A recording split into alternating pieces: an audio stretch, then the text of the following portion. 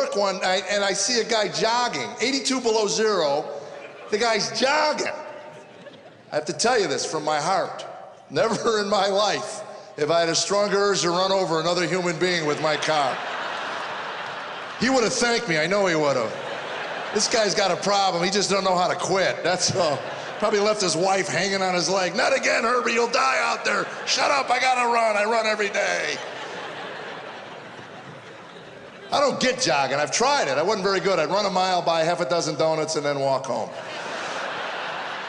I ran every day for a month and a half and gained 21 pounds, so. I don't care what your doctor tells you, that jogging will pack on the flab, man. So a friend of mine said your problem is you don't understand. You have a lack of information. If you understood it more, you'd enjoy it more. He bought me a book on jogging. They write books on how to jog. How intellectually deprived do you have to be to not figure out how to jog? Where do you run into problems? Oh, gee, I'm skipping again.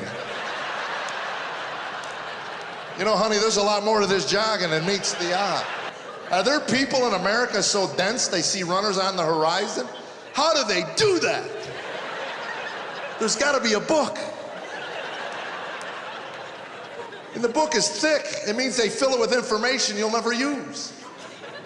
One whole chapter devoted to how to train for a marathon. I read the first line and looked at my wife and said, like, we'll ever live 26 miles from a donut shop. Why else would anybody run that far? Some information I used. What to do if you're ever out running and a dog chases you. That's right, that happens. And they tell you not to try to outrun the dog because the dog will catch you and bite you. So what you're supposed to do is when you hear the dog, you stop running, you turn around, you face the beast, point your finger at him so he knows you're talking to him. You don't want any confusion out there. You know, an armadillo can run by, then you got total chaos. After you point, you stomp your foot, you go, freeze! The loud voice is supposed to let the dog know you're the one in charge. Yeah. So I'm out jogging one morning, and trust me, this is the pace I jog at. I didn't want to break a sweat while I was out running, because we know how annoying that could be.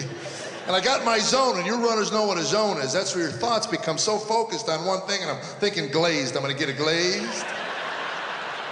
Give me a cinnamon roll and a buttery croissant. From my zone, I get awoken by this vicious sound. I